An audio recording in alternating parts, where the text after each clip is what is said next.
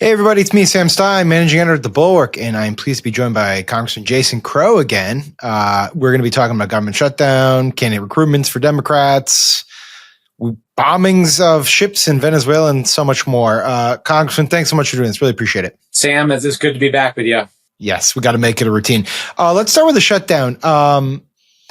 Look, I don't really know. I'm kind of curious, I suppose, how Tuesday night's victories for Democrats affect the party psyche here. There's a lot of chatter about deals potentially in the Senate, but less so in the House.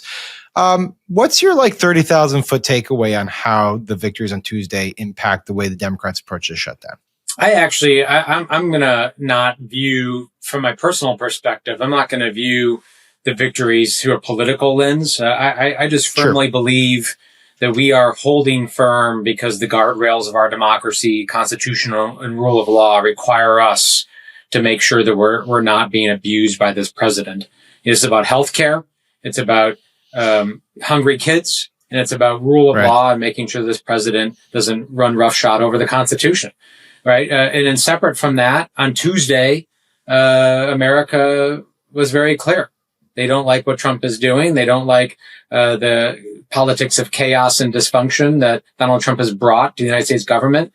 They actually want a reasonable approach to good government, and the tariffs, the military adventurism, and all the other things that Donald Trump is offering to the American people is not what they want, clearly. Yeah, no, it's interesting that you phrase it that way because, obviously we at the Bulwark believe in all that, right?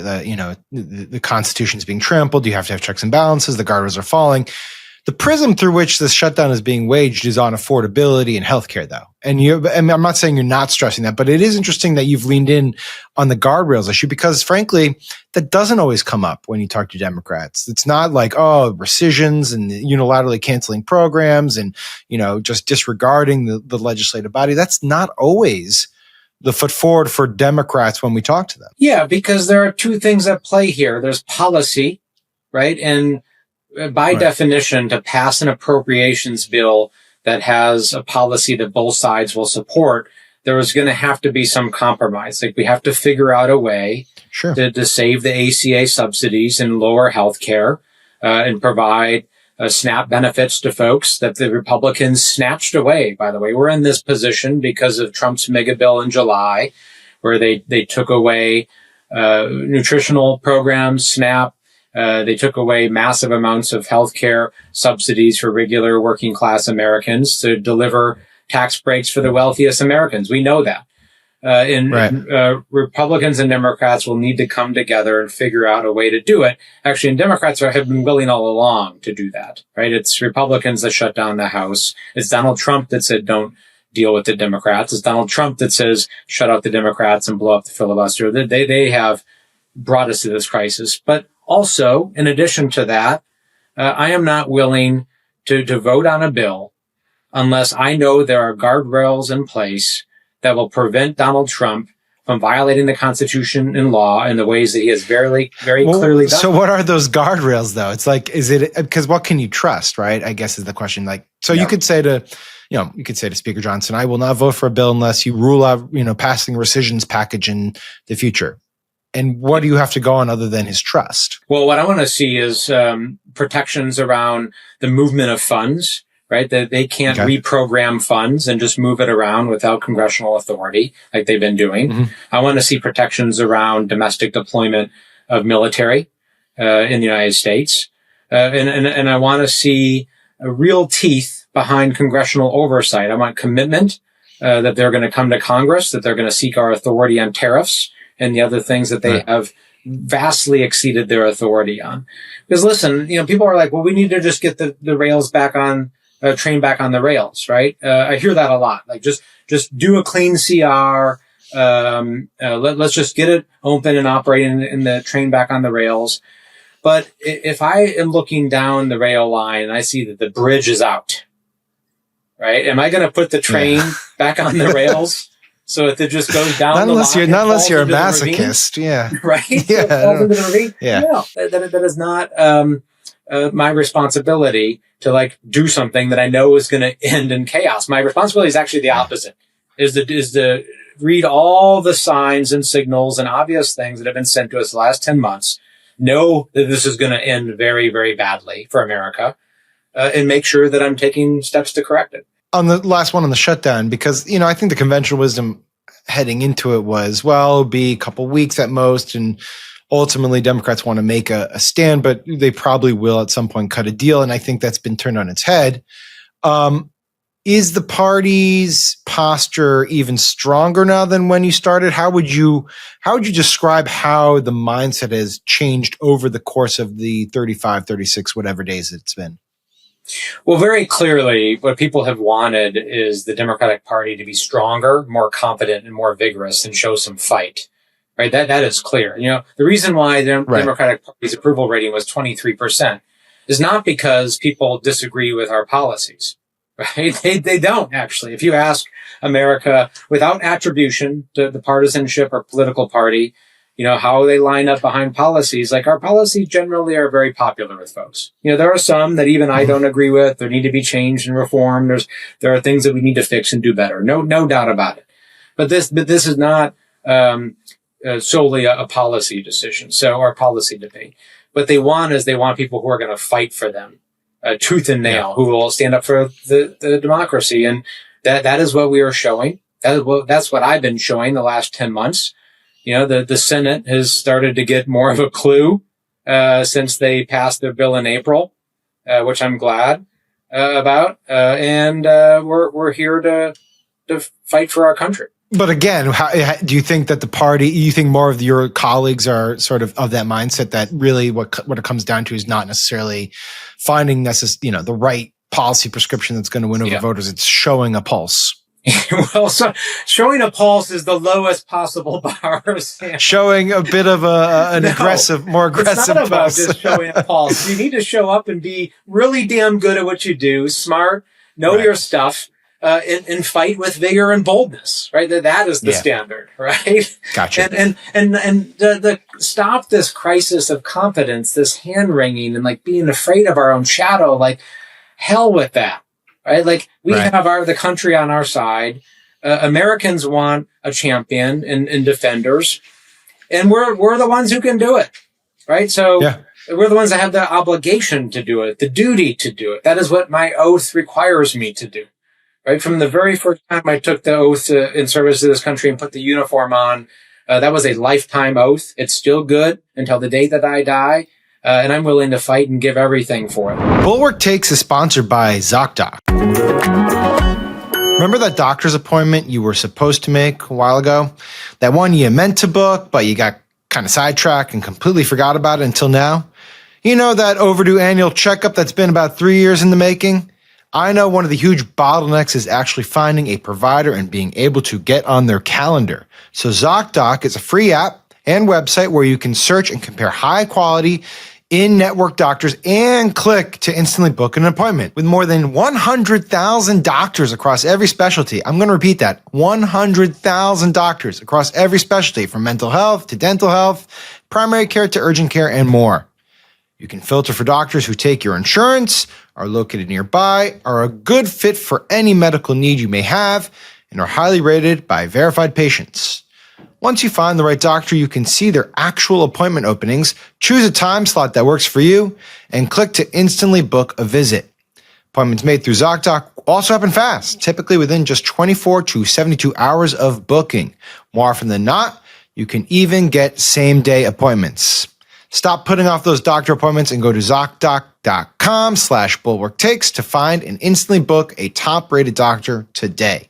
That's ZocDoc.com/BulwarkTakes, ZocDoc.com/BulwarkTakes. You've been focusing a lot on these attacks on alleged drug boats in the Caribbean and now I guess in the East Pacific. And there's not really any legal rationale that the administration has put forward to defend it. They've just said these are drugs being smuggled into our country, and it's a national security imperative that we blow up these boats. Explain to people who might not understand, because I think sort of, the average American might say, great, we don't want drugs coming into our country. Thank you for taking this proactive action. Explain to them why that's troubling to you. Well, number one, do Americans really want a president who has the authority to bomb whoever he wants, whenever he wants, without congressional oversight, without people asking questions? Because that's what's going on right now, right? And it's, the Caribbean one moment, then it's Venezuela the next, then it's Iran, then it's God knows where else. I mean, we just spent the last 25 years in almost endless conflict. We spent $3 trillion, 7,000 American lives, decades of lost opportunity and credibility. Largely that burden was borne by working class kids like me around the country in rural areas and working class towns, right? Not the elites in Washington. They're not bearing the burden of this. It's working class folks that are doing it. We just spent 25 years doing this without the accountability and oversight that's necessary to ask the tough questions and to make sure we're doing things the right way. And because of the lack of accountability, they ended poorly. So this administration and Donald Trump have learned nothing from the last 25 years because they're literally just doing the same thing, right? There is not a problem that Donald Trump encounters that he doesn't think he can bomb his way out of. And that is very disturbing because this is a man who campaigned like an isolationist, but is acting like an imperialist and an interventionist. And America's fed up with it. So that's number one. Number two is America actually does need an answer to fentanyl on our streets, right? And it's overwhelmingly fentanyl that's killing our kids and our young folks, right? Fentanyl is the prime problem. And that's not Venezuela. The issue here is that this administration is not going after fentanyl trafficking. Right. They have not shown me evidence of a single pill of fentanyl that's been bombed and disrupted. It's other drugs, right? But do we really want an aircraft carrier battle group, nuclear submarines, squadrons of F-35 fighters, hundreds of millions of dollars of taxpayer dollars spent to blow up a couple of speedboats every day in the Caribbean? There's obviously a better way of doing this, right? That would be compliant with the constitutional authority that Congress needs to grant to the president, and actually has an end game in the strategy. America deserves a drug strategy that's going to deal with demand, going to deal with supply, and this is not that. Well, what do you think it is? There's definitely been theories floating around. We've talked to people on the show about their own theories, but what do you make of the decision to focus so aggressively on Maduro and Venezuela? Well, I know what it is. What this is the theatrics of Donald Trump and Pete Hegseth. What they want is videos of U.S. fighter jets blowing up speedboats and wooden rafts and saying that they're serious about the drug war. That's what they want. They want the video clip.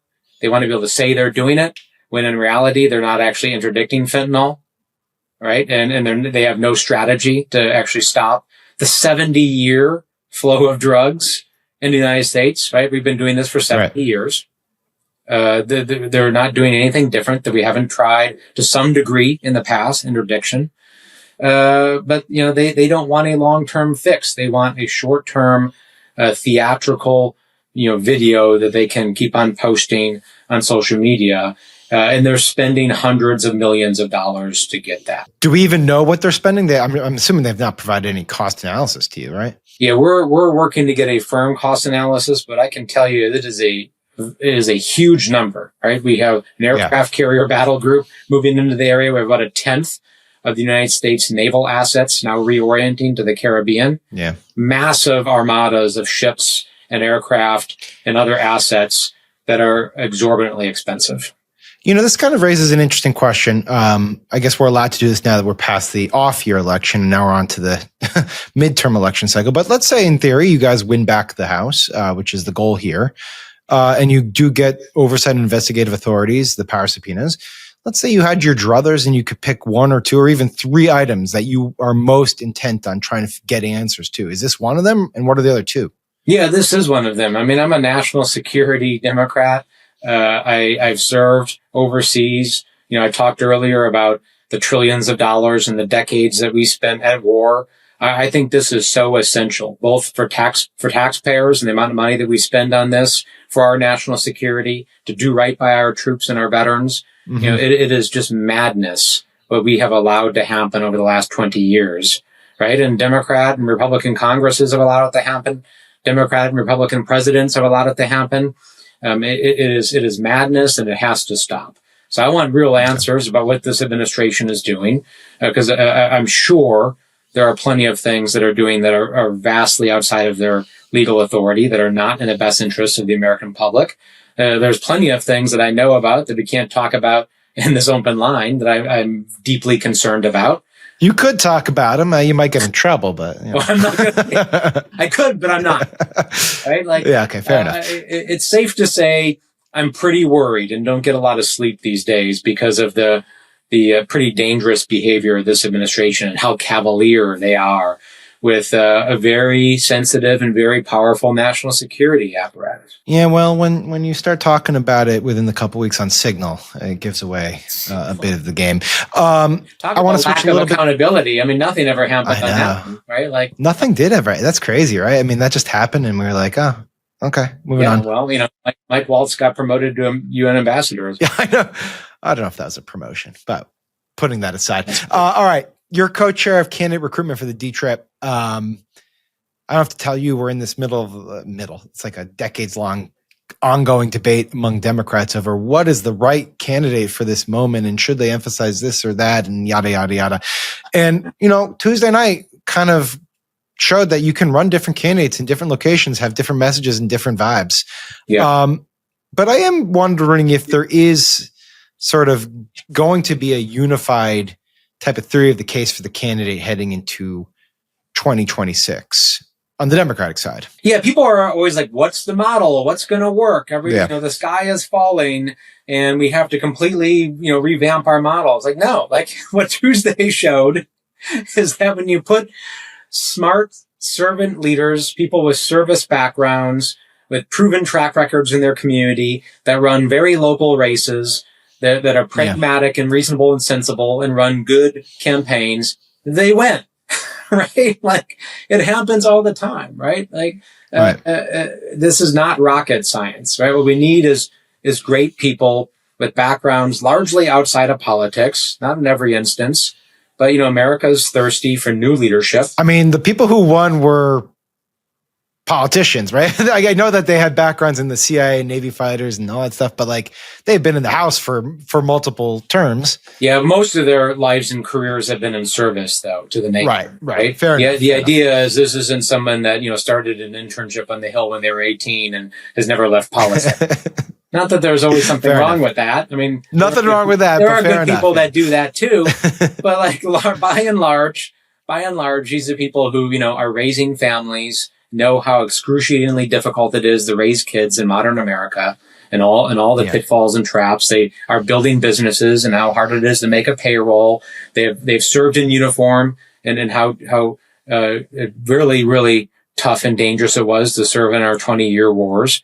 And they run local campaigns, right? And when I'm out recruiting and talking to these candidates, I'm looking for a track record of service. I'm looking for people that can connect, people with real lived experience, and people that are going to run hyper local campaigns, right? Because let's remember, we're trying to flip Trump districts, right? We are trying to flip districts where people voted for Donald Trump and voted for Republicans. So the people in those communities are not going to be like, well, you know, for the last 20 years, I've been turned off on Democrats, but they really seem to be crushing it right now.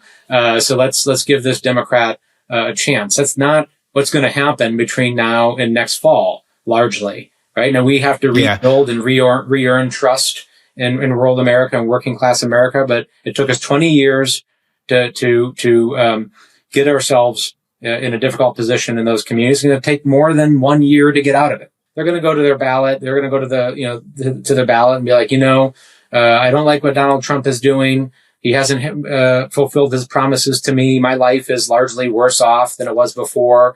The Democrats, I'm starting to warm up to them, but they're not quite there yet. But this woman, this man, they get it. This person gets it, and they've run a hyper-local campaign on the issues that are important to our community. And this is the person that I want to lead. I know your time is short, so let me end on this question, because one of the people who has run in those communities and done so successfully is your colleague, Jared Golden, who, if people don't know, he's from Maine 2nd District. It's a Trump district. 3 times in a row, Trump's won the district and he's won. He announced he's retiring at the end of this year.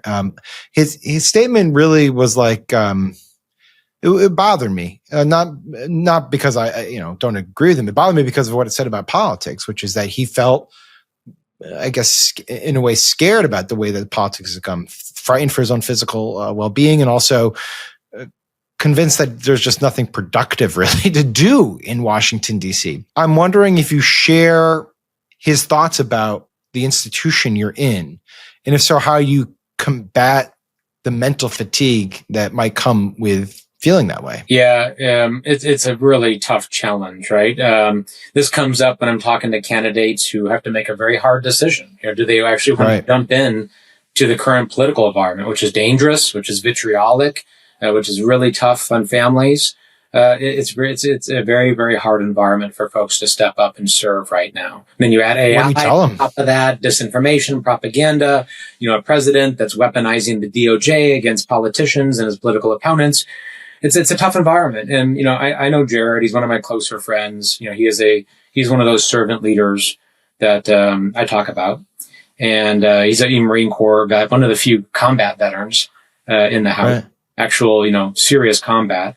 He had to make a personal decision that was right for him and his family. But what do you tell the candidates who you want to recruit who say, why would I want to be involved in this? Here's what I tell them.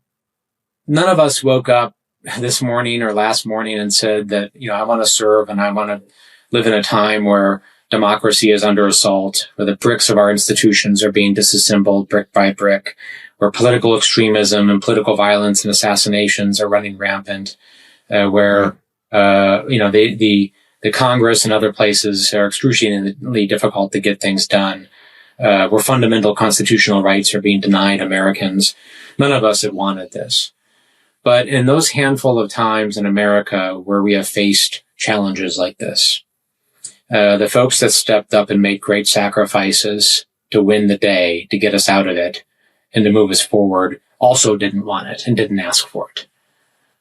You never get to choose your time, right? Your choice is only when that time is thrust upon us. And we're in one right now. We're in one of the handfuls of moments, and I can count them on this hand, where what happens in the next couple of years will determine the course of our democracy in our country. This is one of those moments.